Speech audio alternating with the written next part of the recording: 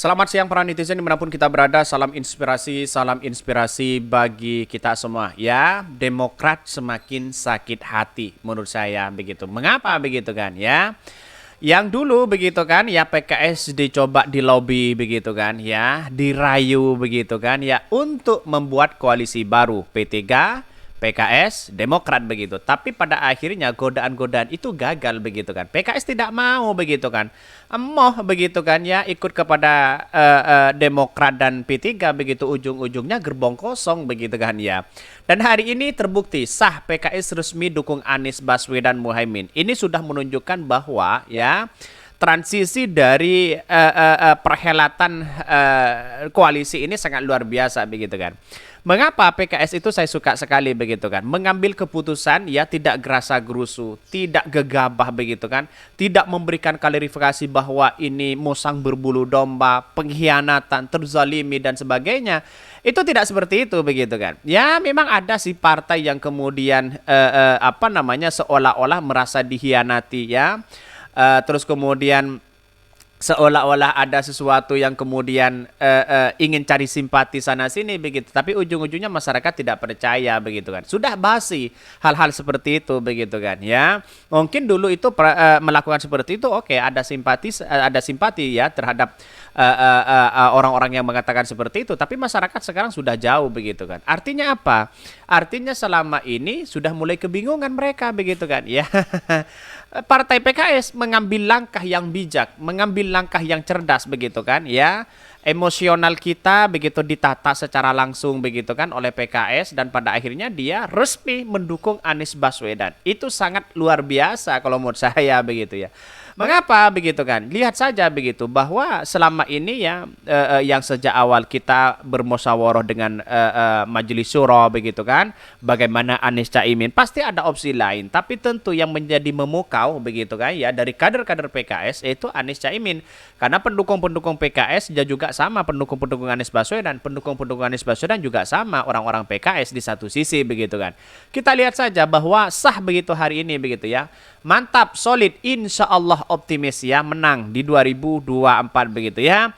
Ini lihat saja begitu kan di hashtag semua begitu kan Caimin. Mantap, mantap, mantap. Lanjutkan, mantap. Alhamdulillah, semoga amanah. Amin ya. Selalu di mana-mana katanya amin. Ayo ya, kibarkan amin ya.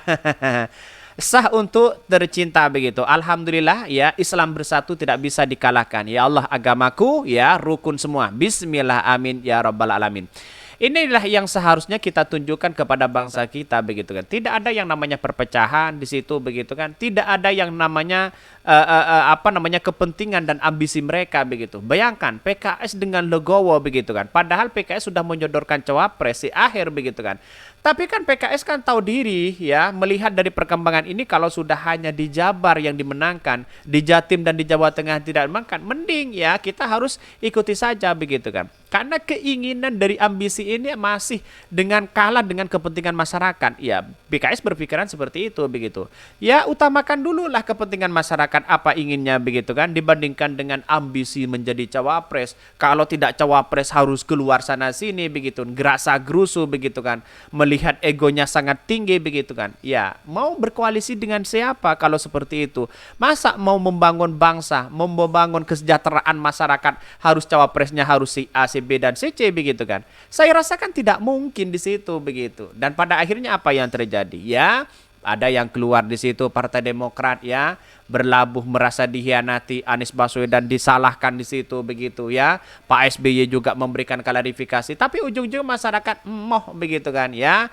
Lihat saja biasa-biasa aja. Kira-kira kan seperti itu begitu kan. Tidak ada simpati sama sekali masyarakat ini. Marah diteriaki begitu kan. Ya, inilah politik kita begitu kan. Ada pro dan ada kontra begitu ya. Mantap, roda untuk meraih kemenangan siap dijalankan ya. Pemimpin visioner dan jujur ya, Gus Imin ya, dan itu Anies Muhaimin. Amin di situ begitu. Sangat jelas di situ begitu. Sejak awal kan sudah memberikan lampu hijau begitu Anies Caimin begitu kan. Ya, PKS memandang bahwa ini bukan soal menjadi capres cawapres begitu kan. Tidak, ini soal kemasyarakatan. kemaslahatan umat di situ. Katanya begitu ya.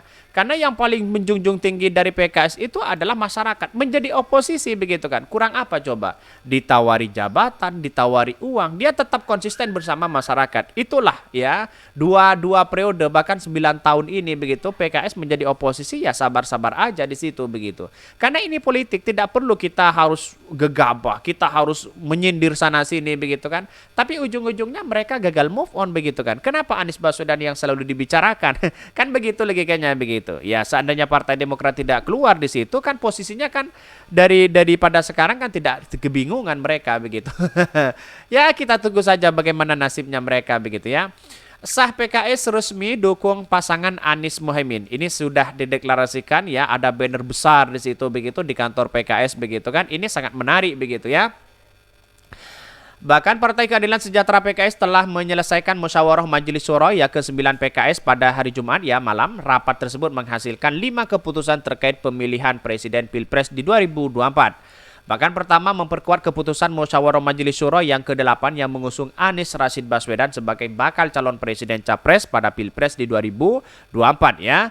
Kedua, memutuskan Bapak Abdul Muhaimin Iskandar sebagai bakal calon wakil presiden Republik Indonesia mendampingi Bapak Anies Rashid Baswedan pada pemilihan presiden tahun 2024, ujar Presiden PKS begitu kan ya. Ketiga, menyetujui ya dan mendapat pasangan Anies Muhaimin ya sebagai pasangan bakal capres-cawapres untuk Pilpres di 2024. Keempat, PKS optimis dapat mengokohkan kemenangan yang didasari semangat ukhuwah Islamiyah, ukhuwah wataniyah, kebangsaan dan ukhuwah insaniyah. Wow, sangat luar biasa. NU banget mereka begitu kan. Jadi kalau kita melihat jargon atau ciri khas dari PKS itu kan NU banget begitu kan.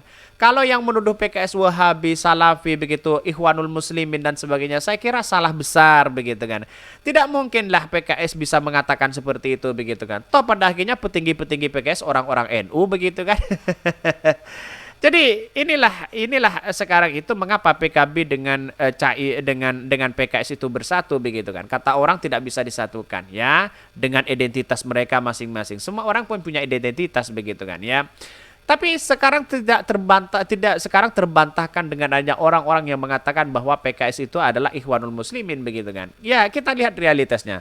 Mengapa saya lebih percaya begitu kan ya Anies Caimin begitu kan. Selama ada PKB di situ begitu kan. Saya kira Indonesia itu aman. Karena apa?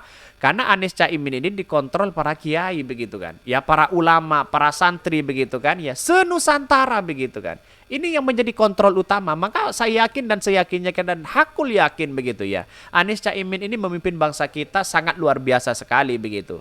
Ya, lihat saja Pak Prabowo, lihat saja Pak Ganjar. Apakah dia dikontrol para ulama juga atau dikontrol para oligarki yang punya kepentingan besar terhadap bangsa kita begitu kan. Kan begitu logikanya begitu. Orang-orang di luar sana menyangkut pautkan dengan ini, ada mungkin kita difitnah atau biar ada perpecahan dan sebagainya, bisa saja itu terjadi begitu ya.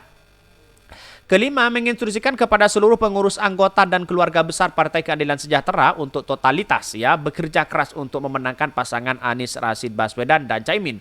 Sebelumnya, peneliti Pusat Riset Politik Badan Riset Inovasi ya Nasional ya BRI Lili Romli menilai tak ada hambatan berkoalisi antara Partai Kebangkitan PKB dan PKS meskipun basis massa Islam kedua partai politik kerap dianggap publik bertentangan.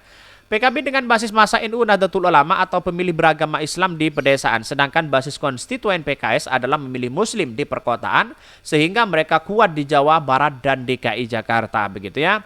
Bahkan PKS dan PKB dengan basis pemilih Islam yang berbeda akan saling melengkapi pasangan Anies Rashid Baswedan dan Abdul Muhaimin Iskandar, ditambah dengan Partai Nasdem yang berideologi nasionalis yang semakin menguatkan pasangan tersebut. PKB cenderung memiliki basis massa di pedesaan begitu ya, terus kemudian PKS itu di perkotaan begitu ya. Maka kalau kita ini komparasikan ya di berkoalisi ini sangat memungkinkan menang satu putaran begitu kan ya. Bisa saja kultural dari NU ya yang di pedesaan ya mendukung Caimin PKB begitu. Kapan lagi punya pemimpin seperti Caimin begitu? Kan begitu logikanya. Atau pemimpin seperti Anies Baswedan begitu kan, yang jujur, amanah ya, punya prestasi yang sangat luar biasa di situ begitu. Kita lihat saja rekam jejak Anies Baswedan di DKI Jakarta begitu kan. Dia pernah menjadi menteri Pak Jokowi Jokowi begitu kan, sama-sama di koalisi pemerintahan. Saya kira ini pengalaman yang sangat luar biasa dibandingkan orang yang tidak punya pengalaman sama sekali, tiba-tiba ngotot mau cawapres begitu kan. Kan begitu logikanya begitu. Ya, pada hakikatnya dalam dunia pemerintahan nol, prestasinya nol begitu kan. Modalnya modal besar begitu kan, ya, karena dia punya partai misalnya. Ya tidak mungkin lah, karena masyarakat hari ini sudah paham begitu kan. Ya, mana punya prestasi, mana yang tidak. Tapi gagasan yang selalu kita lakukan di situ begitu ya. Orang itu berbicara apapun bisa begitu kan ya. Mau gagasan inilah, mau gagasan itu. Tapi kalau tidak terbukti ya punya prestasi apa-apa, dianggap sebagai omong kosong begitu kan. Apalagi ambisius menjadi cawapres. Kan begitu logikanya begitu kan. Salah besar dong begitu kan. Lihat saja ya PKS tidak ambisi sama sekali begitu kan. Jabatan masalah menteri masalah ini yang penting utamakan itu adalah rakyat di situ begitu. Keren kan begitu kan kalau seperti itu. Ya kalau ada 5 saja partai seperti PKS, saya kira Indonesia akan maju. Kira-kira seperti itu begitu ya. Mungkin itu yang kami sampaikan tentang tur channel Hodari Podcast Rakyat ini, kan ada berita-berita menarik dan viral setiap harinya. Salam para netizen, salam inspirasi bagi kita semua. Jangan lupa di subscribe di YouTube Hodari Podcast Rakyat ini.